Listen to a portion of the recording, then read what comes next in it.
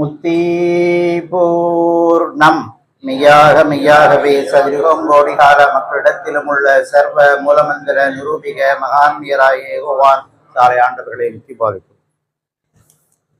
அளவிலாவேக காலம் எப்போமியில் பழமையான புராதன பூர்வீக நிழல் போலும் பீரியாதேனை ஆண்ட என் நிழல் போலும் பீரியாதேனை ஆண்ட என்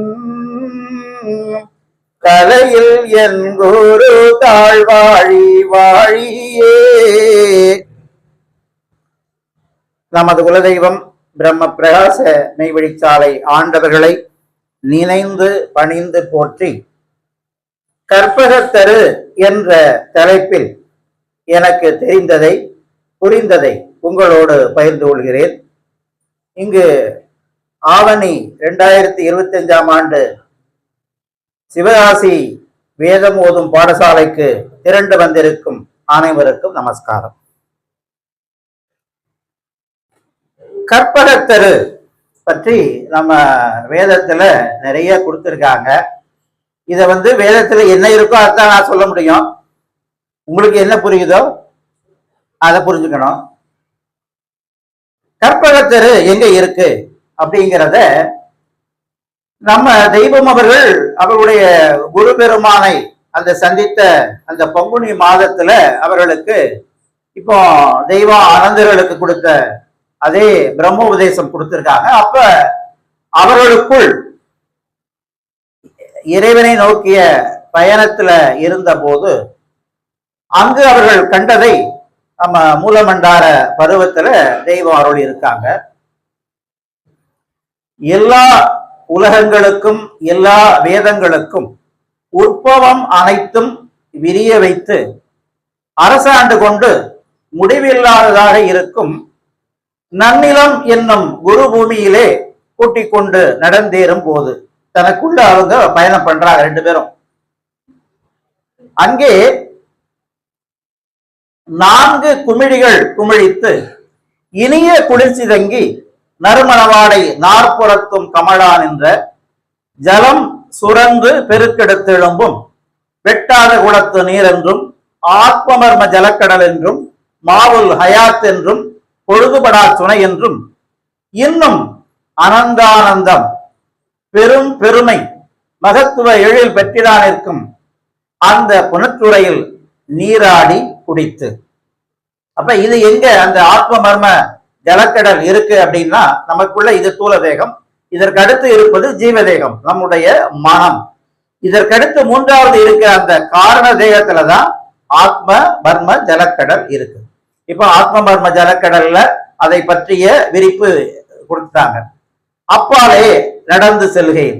அதுக்கப்புறம் கீழே பாதாளம் முட்டிய பணர் வாத இலைகளும் கீழே பாதாளம் முட்டிய பணர் வாத இலைகளும் மேலே ஆகாயம் வரை ஓங்கி விண்ணலாவி விருந்திரான் என்ற வேரினை கொண்ட புட்பகந்தி மரம் என்றும் தெய்வீக மாமரம் என்றும் கற்பகத்தரு காயகற்பம் கருநெல்லி மரம் என்றும் இன்னும் அனந்தானந்தம் பெயர்கள் கொண்டிருக்கும் அந்த புட்பகந்தி மரத்தின் அடியில் நின்று கொண்டு வேர் மேலும் தலை கீடுமாக இருக்கின்ற அந்த அருங்காரண ஆச்சரியமும் கண்டார்கள்.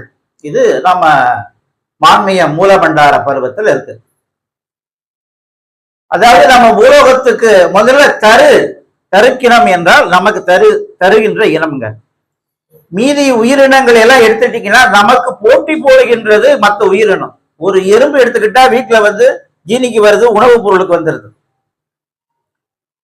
பூனை எடுத்துக்கிட்டீங்கன்னா நாம குடிக்கிற பாலை கேக்குது, நாம பச்சையாடுற பிஸ்கெட்டை கேக்குது, சாதத்தை கேக்குது. ஆனா இந்த தருக்கினம் நாம சுவாசிச்சு வெளியிடுற அந்த கார்பன் டை ஆக்சைடு அது எடுத்துக்கிறது. கழிவு நம்மளுடைய உடல் இயக்கத்துல இருக்கின்ற கழிவு அது எடுத்துக்கிடுது. நம்ம உணவு சமைச்சு மீதி இருக்கிற கழிவு அந்த சக்கைகளை போட்டா போது அதுக்கு உரமாயிருது. இந்த தருக்கினம் என்ற ஒன்று தருகின்ற இனம். அடுத்து அது சைவம், ஒரே இடத்துலதான் இருக்கும்.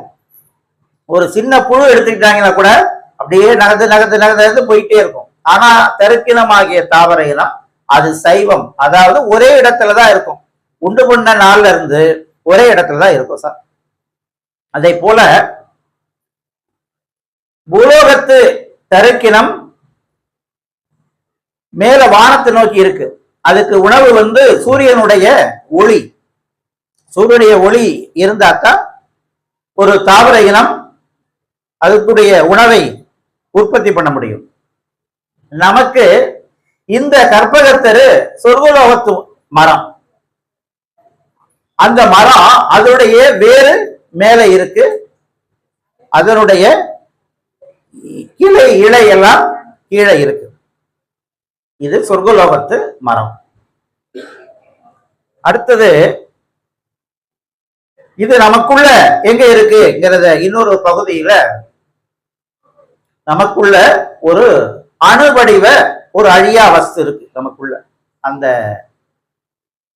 அணுவடிவ வஸ்துனுக்குள்ளே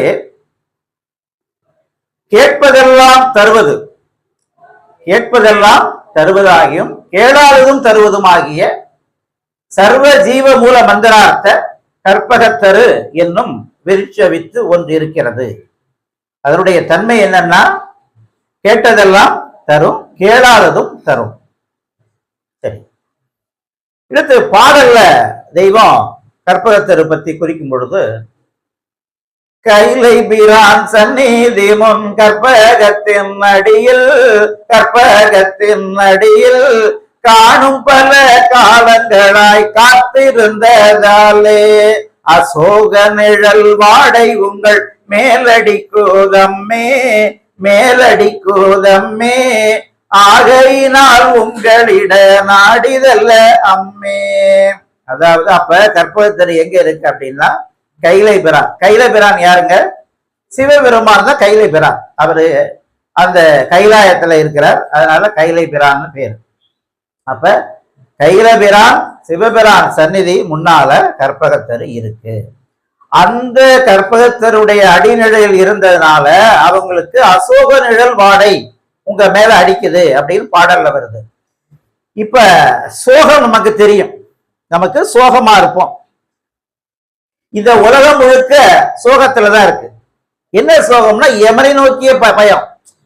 மக்களுடைய பயணம் எங்க இருக்குன்னா இந்த உலக வாழ்க்கை வாழ்றாங்க, மகிழ்ச்சியா இருக்கிறதா மனம் நினைக்குது. ஆனா அவர்களுடைய ஜீவனானது நித்திய சோகத்தை நோக்கிய பயணத்தில் இருக்கு. அப்ப உலகம் முழுக்க சோக மரத்தில் இருக்காங்க. ஆனா நமது தெய்வம் அவர்கள் அவர்களுடைய திருவடி அடி நிழல்ல அவர்களுடைய நினைவுல நாம இருக்கிறதுனால நாமெல்லாம் அசோக மர நிழல்ல இருக்கோம்.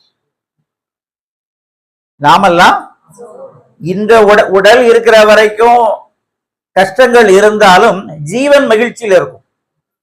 ஜீவனானது ஏன்னா சொர்க்கத்துக்கு போறோம், அடக்கமான எங்க போறோம்? சொர்க்கத்துக்கு போறோம். மற்றவங்க எல்லாம் யமனுடைய கட்டுப்பாட்டுல பேயாக அலைய போறாங்க. ஆனா நமது தெய்வம் அவர்கள் அவர்களை நம்பி வணங்குற அத்தனை பேரையும்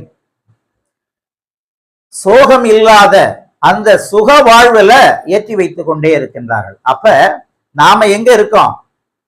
கைலபிரான் சந்நிதி கற்பகத்தினுடைய அடி நிழல்ல நாம இருந்துட்டு இருக்கோம். இப்ப ஒரு கதை. ஒருத்தர் ஒரு திருமண விசேஷத்துக்காக, இது பழைய கால கதை, ஊருக்கு போறாரு. நடுவுல அதிகமா மழை, காட்டு வழியா போறாரு. மழைக்காக ஒரு பெரிய மரத்தினுடைய ஆலமரத்தினுடைய அடியில போய் நின்னுக்கிறாரு.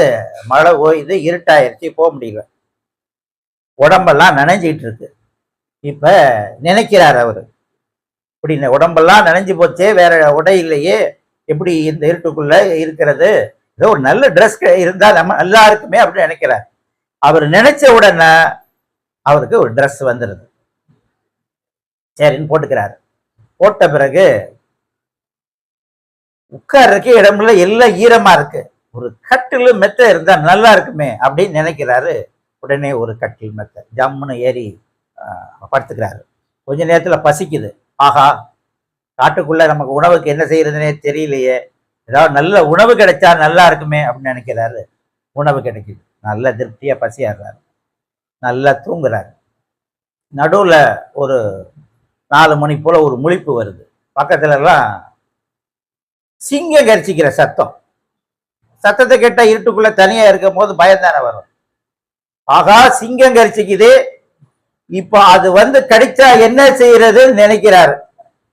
அது நிஜமாவே வந்து கடிச்சு கொஞ்சம் சாகடிச்சு. அதாவது அந்த மரம் ஏதோ ஒரு ஞானி அங்க இருந்து தவம் செஞ்சதா இருக்கும், அப்ப நினைச்சதெல்லாம் நடக்குது. அதுதான் நம்ம தெய்வமர்கள் எண்ணுகின்ற நல் எண்ணம் அனைத்தையும் எண்ணுனா எல்லா சித்தி முத்திகளும் பொன்னுருந்தர் தனித்தலைமைப்பதி வண்ண ஞான சித்தர் காலம் வந்தது. நம்ம ஏதாவது தப்பு தப்பா நினைச்சா அதெல்லாம் நடக்காது. எண்ணுகின்ற நல் எண்ணம் இல்லையா? நம்ம தப்பு தப்பா நினைச்சா அதெல்லாம் நினைச்சு என்ன பண்றது? அதனால எண்ணுகின்ற நல் எண்ணங்கள் அதைத்தான் நமக்கு கிடைக்க வைக்கிறாங்க. இப்போ இந்த அமுதகல ஞான போதம் அப்படிங்கிற 2ஆம் காண்டம், அதுல கற்பகத்தரு பற்றி தெய்வ விளக்கம். அருகூரின் சுவை மரமாம் இதற்கு வாது, அருகூரின் சுவை மரமாம் இதற்கு வாது, 64 பணர்கள் உண்டு பறவை 5ஆம். இப்ப நம்ம தேகத்துல 64 அப்படின்னு சொல்லக்கூடியது என்னென்ன இருக்குன்னு பாத்தீங்கன்னா 64 கலைகள் சொல்றாங்க. 64 கலைகளுக்கும் அப்பால் தாண்டிய மேம்பட்ட ஓர் கலையாகிய வேதங்கடந்த செடும்புலர் சலாசன அரசு பீடமாகிய திருவீச்சென்னும் சிவசிகர குலன்சரங்கிற பிழம்பெண்ணும் அந்த பிரம்மரந்திர அதிமுகோன்னத நிலை அப்படின்னு குறிப்பிடுறாங்க. இந்த 64 கலைகளுக்கும் அப்பால் தாண்டியதுதான் அந்த பிரம்மரந்திர அந்த அதிமுகோன்னத நிலை.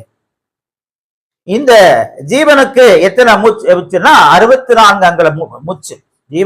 ஜீவனுக்கு உள்ளது அதிகமான அளவே 64 அங்குலம். இதைத்தான் அந்த கற்பக தெருவுல அதற்கு 64 கிளைகள். கற்பக தெருக்கு எத்தனை கிளைகள் அப்படின்னா 64. அருகூரின் சுவைமரமாம் இதற்கு வாது 64 பணர்கள் உண்டு பறவை 5ஆம். கருவான விஸ்வச்சுலா மரம் என்பார்கள், கருவான விஸ்வச்சுலாம் மரம் என்பார்கள், காயகற்பம் கருநெல்லி மரம் இதென்பார், திருவான இலைகள் எல்லாம் வேதமாகும். இப்ப அந்த கற்பகத்தருனுடைய அந்த இலைகள் தான் வேதம். வேதமாக அதுக்கு இலைகள் என்று சொல்லப்படுவது அது எல்லாம் வேதம். இப்படி இந்த கற்பக தருவானது வேர் மேல தலை கீழுமாக இருக்கு. நிற்பதுவே பனரதுவும் தலை கீழாக நீ நிலமை பூமி வரை பாய்ந்து ஓடி பொற்றாமரை கரையன்றிருக்குதந்தா உட்பகந்து மரம் என்று இதற்கு பேராம் கற்பகமாம் தருவிதனை கண்டாயோடா கண்காணா விட்டாக்கால் என நீ கேள் சொற்பமென்று இதனை எண்ணி பேசிடாதே சுருதி முடிவான பொருள் துலங்கும் தானே. இது மான்மிய பகுதியிலே இந்த பகுதியை கொடுக்கிறாங்க. ஒற்றாமரை கரை என்று இருக்குதென்றா புட்பகந்தி மரம் என்று இதற்கு பேராம் கற்பகமாம் தரு இதனை கண்டாயோடா. நாம் அகத்துக்குள்ள போய் பார்த்தோமா? யாரும் பார்க்கல. அது அகக்கண் கொண்டு தரிசிக்க வேண்டியது. கற்பகமாம் தருவிதனை கண்டாயோடா கண் காணா விட்டாக்கால் ஏனை நீ கேள்.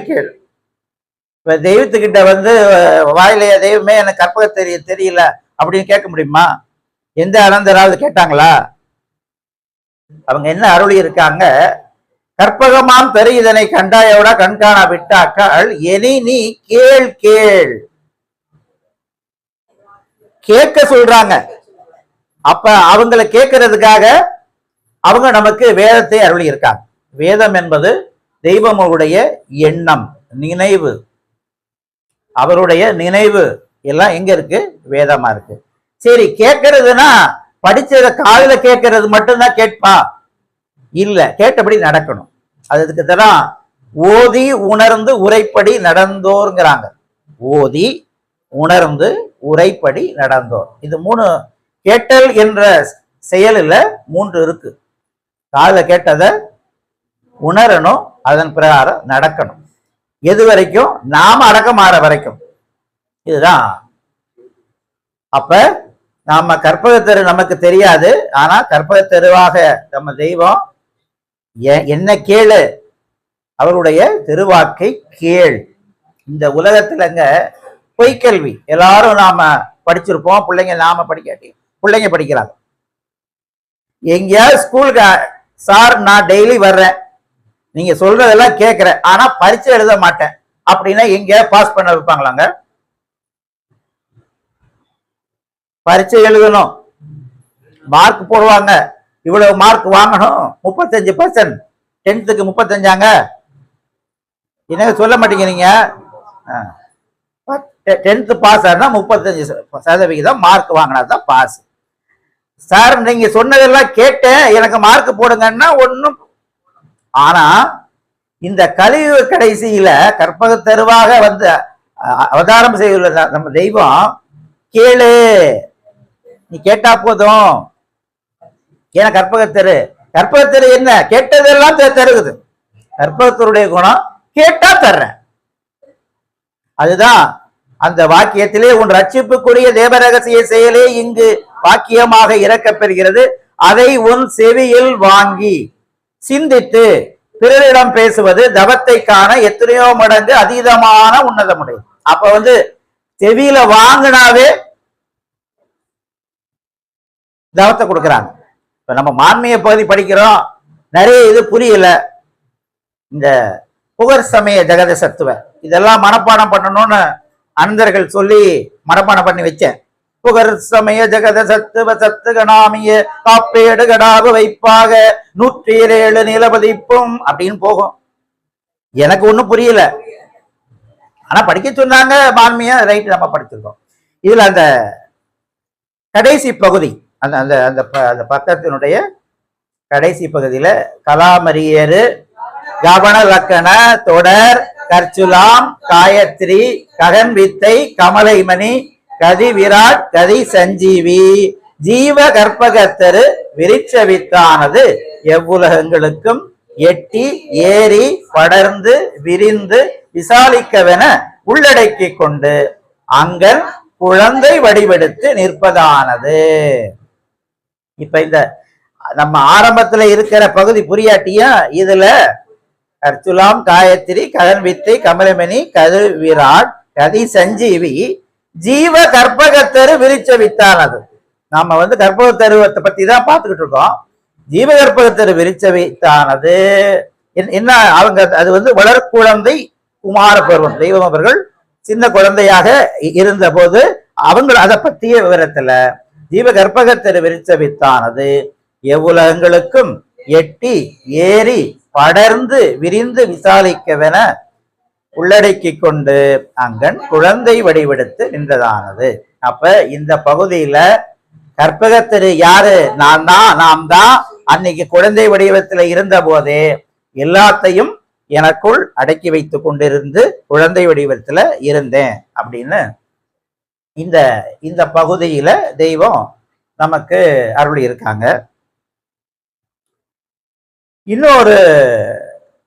இன்னொரு பகுதி பார்த்தீங்கன்னா, சிற்றறிவில் கற்றும் பயனற்றவர்க்கு கற்பகத்தருவேனவன் தேவ சந்தவா தேவ சந்தவா. நம்ம கிட்ட இருக்கிற சிற்றறிவு அது என்னங்க? அறிவு ஒண்ணுதானே, அதுல என்ன சிற்றறிவு பேரறிவு அப்படின்னு கேட்டீங்கன்னா, இப்ப நமக்கிட்ட 6வது அறிவு இருக்கு, ஆனா அதை நாம் தரிசிக்கவில்லை. அறிவை பயன்படுத்துறோம், ஆனா நமக்குள்ள போய் தரிசிக்கல. இப்ப நம்ம தெய்வம் அவர்கள் அவங்க பேரறிவு தனக்குள்ள இருக்கின்ற அறிவை தரிசித்து நம்முடைய அறிவுக்கு சிற்றறிவுக்கு ஆகாரம் கொடுக்கக்கூடிய வல்லபம் உடையவர்களாக இருக்காங்க. அதுதான் அறிவுக்கு ஆகார பொருள் கொடுக்கக்கூடிய அறிவாகாரராக இருக்கிறாங்க. அப்ப இந்த உலகம் முழுக்க நாம படிக்கிற படிப்பு சிற்றறிவை கொண்டு பொய்க்கல்வி. இந்த பொய்க்கல்வி படிச்சதுனால யாராவது இறைவனை அடைந்தார்களா என்றால் யாரும் அடையல. சரி, நீங்க மெய்வழி வேதங்களை தவிர நீங்க எந்த வேதத்தை நீங்க படித்தாலும் மனனம் செய்தாலும் இறைவனை அடைய முடியுமானா அடையவே முடியாது. யாராவது அடைஞ்சாங்களா? அடையல. ஏன்னா அந்த ஞானி என் வேதத்தை படிங்க, உங்களுக்கு என் தவப்புலனை கொடுக்கிற, எமன்ட்ட இருந்து தப்பிக்கிற சக்தி கொடுக்கிறேன்னு யாரும் சொல்லல. அவர்கள் தனக்குள் இருக்கின்ற இறைவனை தரிசித்தார்கள். அத நம்மள மாதிரி உலக மக்கள் இறைவன் ஒருத்தர் இருக்காரு, நமக்குள்ள இருக்காரு அப்படின்னு தெரிஞ்சுக்கிறதுக்காக வேதமாக இறக்கி அருள் இருக்கிறார். அதுதான் அந்த கற்பகத்தருனுடைய இலைகள் தான் வேதம். கற்பகத்தருடைய இலைகள் தான் வேதமாக இருக்கு. அப்ப நம்ம தெய்வம் சிற்றறிவில் கற்றும் பயனத்தவருக்கு கற்பகத்தெரு என வந்த தேவ சந்தவா. இன்னைக்கு சில பேரு அவங்களா தெய்வத்தை பத்தி எல்லாம் பாடல் எழுதுறாங்க. அந்த பாடல் புற மனத்தை கொண்டு எழுதுவது. புற மனம், பாய் மனம், பேய் மனத்தை கொண்டு. சரி, அதை எழுதினவருக்கு ஏதாவது பயன் இருக்கா? இல்லது எழுதினதை கேட்டவங்களுக்கு ஏதாவது பயன் இருக்கான்னா எந்த வித பயனும் இல்லை. ஏன்னா வேதத்துல கூட தெய்வம் உன் ரட்சிப்புக்குரிய தேவ ரகசிய செயலே இங்கு வாக்கியமாக இருக்க பெறுகிறது, அதை உன் செவியில் வாங்கி சிந்தித்து பிறரிடம் பேசுவதுன்னு அருள் இருக்காங்க. பிறரிடம் பேசுவது, பிறரிடம் பாடுவதுன்னு சொல்லல, பிறரிடம் பாடுவதுன்னு சொல்லல, பேசினா. ஏன்னா பேசினா தாங்க மற்றவங்களுக்கு புரியும். நீங்க ஆலிமை உதயபூரண வேதாந்தத்தையும் மான்மியத்தையும் படிச்சுக்கிட்டே இருந்தா ஏதாவது புரியுமா? கொஞ்சம் பேருக்கு கொஞ்சம் புரியும், நிறைய பேருக்கு நிறைய புரியாது இல்லையா? அது ஞானிகள் தனக்குள்ள அவர்கள் சென்று வந்ததெல்லாம், அவர்கள் கண்டதையெல்லாம், கண்ட காட்சிகளை நமக்கு வேதமாக அருளியிருக்காங்க. அப்ப தெய்வம் அவங்க அருளுவது என்னன்னா தேவ சந்தம், பூலோகத்து சந்தம் இல்லை, அது தேவ சந்தம். நாம திருப்பார்க்கடல் அப்படின்னு பார்த்தோமே, அந்த ஆத்ம மர்ம ஜலக்கடல், அந்த பார்க்கடல், அந்த அமுதத்தை இந்த பூலோகத்துல இருக்கின்ற மக்களுக்கு கொடுத்திருக்காங்க. அதுதான் தேவசந்தம். அந்த தேவசந்தம் அவருடைய ஆளவாய் அதுல இருந்து வருது. அப்ப அத நாம புரிஞ்சு படிச்சாலும் சரி, புரியாம படிச்சாலும் சரி, புரிஞ்சு படிச்சாலும் சரி, புரியாம படிச்சாலும் சரி, அது அவருடைய தவத்தை நமக்கு கொடுக்குது. அவங்க கொடுக்குறாங்க, நமக்கு அவங்க கொடுக்கிறேன்னு சொன்னால்தான் கொடுக்குறாங்க. இல்லதும் இல்லாவிட்டால் இதுவும் மற்ற வேதம் மாதிரி ஆயிரும். ஆனா இது இறைவனை அருளிய வேதமாக இருக்கிறதுனால கேட்டாவே பலனை கொடுக்குறாங்க. இதுவரைக்கும் தவம் என்பது ஒரு குரு பெருமானுடன் 12 வருஷம் கூட இருந்து தன்னுடைய மனமானது ஒடுங்கி சாந்தி மனமாக ஆகி தனக்குள்ள பயணம் செய்து இறைவனை தரிசித்தாதான் தவமே கிடைக்கும்.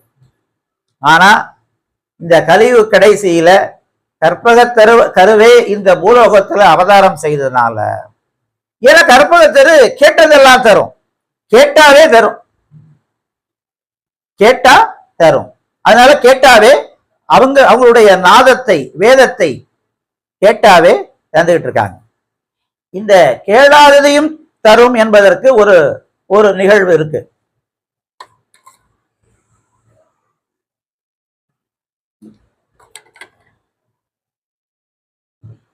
கற்பக தீட்சை அப்படின்னு ஒரு தீட்சை, 64 தீட்சையில ஒரு தீட்சை கற்பக தீட்சை. ஏன்னா அவங்க கற்பகத்தரு கேட்காமலே கொடுக்கக்கூடியவர்கள். அதனால இப்ப சாதாரணமா அங்கத்தினர் ஆகணும், பிரம்மோதேசம் வேணும்னா தெய்வத்துக்கிட்ட போய் தெய்வமே என்னை சபையில சேர்த்துக்கோங்க அப்படின்னு கேட்கணும். பிரம்மோதேசம் வேணா தெய்வமே எனக்கு உபதேசத்துக்கு உத்தரவு கொடுங்க தெய்வமே அப்படின்னு நாம கேட்கணும். இது இந்த கற்பக தீட்சைக்கு என்ன செஞ்சாங்க, ஒரு தடவை ஒரு 5 அனந்தர்கள் பேரை சொல்லி ஒரு இரவு 10 மணிக்கு தீட்சா சபைக்கு வந்துருங்க அப்படின்னு 5 பேர் சொல்லி அவங்களே அழைக்கிறாங்க. இந்த 5 பேர்ல 4 பேர் சாலையிலே இருக்காங்க. 5 பேர் 4 பேர் சால் இருக்காங்க. ஒருத்தர் அன்னவாசல்ல அந்த ஏரியால விவசாயம் பண்ணிட்டு இருக்காரு. அப்போ ஒருத்தர் அங்க போய் சொல்லி இத்தனை மணிக்கு வாங்க அப்படின்னு சொல்லிட்டு வர்றாங்க. டைம் 9:55 ஆகுது. 4 பேரு எல்லாம் தரிசன தாம்பாளத்தோட 4 பேர் ரெடியா இருக்காங்க. ஒருத்தர் இன்னும் வரல. இந்த 4 பேர் என்ன செஞ்சாங்க, 5 பேரை தானே கூப்பிட்டாங்க, இன்னும் அவரு வரட்டும் அப்படின்னு வெயிட் பண்றாங்க. ஸோ 10 மணி ஆகுது, 10:15 ஆகுது. அப்புறம் தான் வரார். வந்த உடனே 5 பேரும் போய் தெய்வத்துக்கிட்ட, தெய்வமே வந்துட்டோம் தெய்வமே அப்படின்னு தெய்வத்துக்கிட்ட சொல்றாங்க. தெய்வம் ஏன் லேட்டு அப்படின்னு கேட்குறாங்க. தெய்வமே நாங்க 4 பேர் வந்துட்டோம் தெய்வமே, டயத்துக்கு ஒருத்தர் வர்றதுக்கு லேட்டு, அதனால லேட் ஆயிட்டோம், எல்லாம் சேர்ந்து வருவோம்னு வந்தோம். அப்போ தெய்வம் அந்த தீட்சைக்கான முகூர்த்த நேரம் முடிந்து விட்டது, சொன்ன நேரத்துக்கு வரல, அதனால அந்த தீட்சைக்கான முகூர்த்த நேரம் முடிந்து விட்டது. அப்புறம் சொன்னாங்களாம், நீ எல்லாம் ஞானம்னா என்ன நினைச்சுக்கிட்ட, கூட்டம் சேர்ந்து கோவிந்தா போடுறதுதான் ஞானம்னு நினைச்சுக்கிட்டியா, உன்னை நான் கூப்பிட்டேன் நீ வந்தியா, இதான் தெய்வம் கேட்கிறாங்க. உன் பேரை சொல்லி வரணும்னு சொல்லி அனுப்புனேனே, நீ வந்தியா, இதான் கேள்வி. உன்னை கூப்பிட்ட நீ வந்தியா, அவன் வந்தானா இவன் வந்தானா நீ எதுக்கு பாக்குற?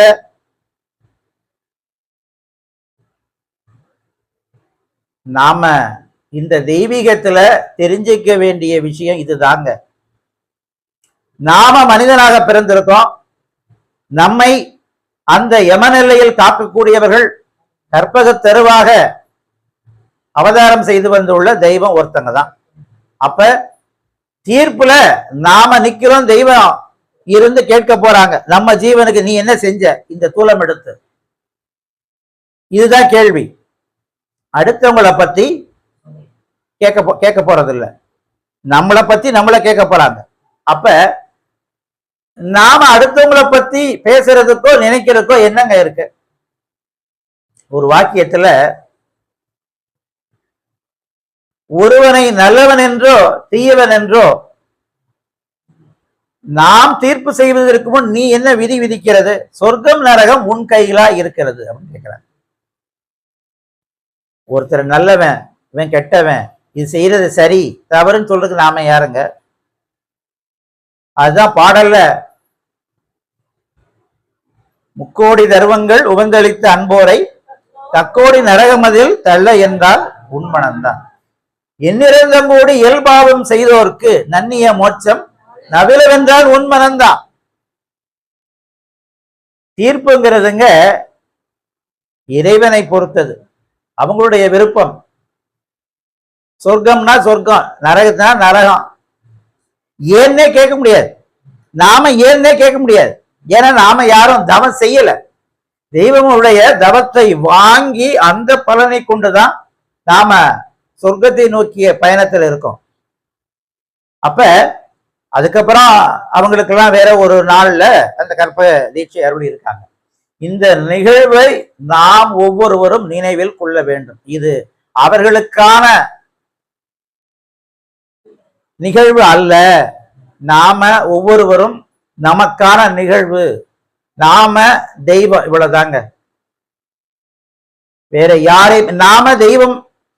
உன்னுடைய எந்த ஒரு செயல் எம் நினைவுக்கு நேராக இருக்கிறதோ அதுதான் தவங்கிறாங்க. தெய்வத்துடைய தவத்தை பெறுவதற்கு என்ன வழினா அவங்க நினைவுக்கு நேராக நாம் இருக்க வேண்டும். ஒவ்வொரு செயலிலும் அவர்களுடைய நினைவில் செய்ய வேண்டும். அந்த செயல் இன்னைக்கு வந்து பேசுறோம். ஏன்? ஒருவன் தான் படித்ததை விட அதிகம் பேச வேண்டும், இல்லாவிட்டால் அதுவே அவன் ஜீவனில் களையாக மண்டிவிடும். துணியை அதிகமாக மெய்ச்செயலில் செலவு செய்பவனை ஜீவன் முத்தன் ஆகிறான். அப்ப நாம படிச்சு பேசும் பொழுது உங்களுக்கும் பயன், எனக்கும் பலன். நாம் உங்களை தேவனின் திரு தூதுவனாக ஆக்கி வைத்திருக்கிறோம். நீங்கள் உண்ணும் உணவு உங்களுக்காக அல்ல, இந்த உலகத்தை உய்விப்பான் வேண்டியே உண்ணுகிறீர்கள், நீங்கள் அருந்தும் ஜலமும் அதற்கு. அப்ப தூதருடைய வேலை என்ன? தெய்வனுடைய பெருமையை நாம போய் பேசுறதா தூதருடைய வேலை. இப்படி நீங்க நம்முடைய ஒவ்வொரு செயலிலும் பாத்தீங்கன்னா தெய்வம் நமக்கு இட்ட கட்டளை என்ன? நாம அதுதான் மூல மந்திரத்துக்கு அப்புறம் தெய்வம் அருள் இருக்கிற அந்த முதல் மந்திரமே, தன் குற்றம் தெரியாதவன் தன் புகழுடம்பு தெரியாதவன் ஆகிவிடுவான். தன் குற்றத்தை தெரிந்து திருந்திக் கொள்ளல்தான் தன்னை தண்டித்துக் கொள்வது. நீ கைபோட நிற்கின்ற மெய் வீட்டிற்கு இதுவே அஸ்திவாரம். மெய்வழி குலத்து மக்கள் ஆண் பெண் இருபாலருக்கும் வேண்டிய முதல் மந்திரம் இது. ஒரு இடத்துல கூட அடுத்தவங்களை திருத்தன் இல்லை. ஏனென்றால் நாம் ஒவ்வொருவரும் திருந்த வேண்டியவர்களாக இருக்கிறோம்.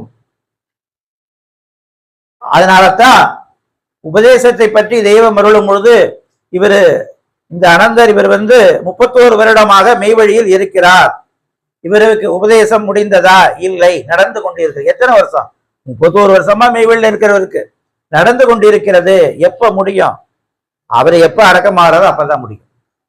அப்ப அவங்களுக்கு, அனந்தா தேவர்களுக்கு, உபதேசம் பெற்ற அனந்தர்களுக்கு உபதேசம் நடந்து கொண்டிருக்கிறது. உபதேசம் வாங்காத நமக்கு தெய்வம் அவர்கிட்ட இருந்து போதனை கிடைச்சிக்கிட்டே இருக்கு. நாம வேதத்துல படிக்கிறோம், கேட்கிறோம். இந்த கேட்காத விஷயம் கூட நம்ம நினைவுல வருது. போன தடவை அந்த விதியை மதியால் வெல்லலாம்ங்கிற பகுதியில மகதிங்கிற வார்த்தையில மதி இருக்கு, கதி இருக்கு. அப்ப அந்த மரணம் என்ற விதியை மாற்றுவதற்கு மகதியினுடைய மதியே கதியாக இருந்தால் அந்த யமவிடர் என்ற விதியை தெய்வம் மாற்றுவார்கள். அந்த சிந்தனையை இங்கே வேதத்துல எங்கேயும் இல்லை. யாரும் அனந்தர்கள் யாராவது சந்ததிகள் பேசி நான் கேட்கல. அப்ப கேட்காததை தருகின்றார்கள். இதுவரைக்கும் காதுல கேட்கல. ஆனா நம்ம தெய்வ நினைவாக ஒரு விஷயத்தை பேசணும் அப்படின்னு எடுக்கும் பொழுது அவங்களே கொடுக்கறாங்க. இந்த கற்பகத்தருவே எனக்கு ரொம்ப நாளா கற்பகத்தருனாவே என்னன்னே தெரியாது. மான்மியத்தை படிக்கும் போது திடீர்னு கற்பகத்தரு நம்ம தெய்வம் தான். கற்பகத்தரு என்னமோ மரம்னா நம்ம மரம் தானே நினைக்கிறோம். ஏதோ ஒரு மரம் நமக்குள்ள இருக்கு. அந்த நமக்குள்ள இருக்கின்ற அந்த மரம் நமக்கு தருகின்ற மரமாக இருக்கு. நமக்கு தந்துகிட்டே இருக்காங்க. அந்த தந்துகிட்டே இருக்காங்கிறது நாம அவர்கள் எடுத்து வைத்த வழியில் போய்கொண்டே இருக்கும் பொழுதுதான் நமக்கு தெரியுது. நாம சின்ன குழந்தைய வளர்க்குறவங்களுக்கு தெரியும். ஒன்னொன்னா தானே கத்துக்குது. நாம சொல்லி கொடுக்கவே வேண்டியதில்லை, அதுவே கத்துக்குது. இந்த மெய் வாழ்க்கையிலும் நாம பேசுறோம் அப்படின்னா தெய்வம் நம்ம நினைவில் இருந்து போதிச்சுக்கிட்டே இருக்காங்க. அதத்தான் ஞானத்தை எடுத்து அருந்துவதற்கு 5 கரங்கள், 5 வழிகள். ஒன்று அட்சர உபதேசம். இப்ப வேதம் என்பது என்ன? அட்சரங்கள். அவருடைய எண்ணம் எல்லாம் அட்சரமாக, எழுத்துக்களாக இருக்கு.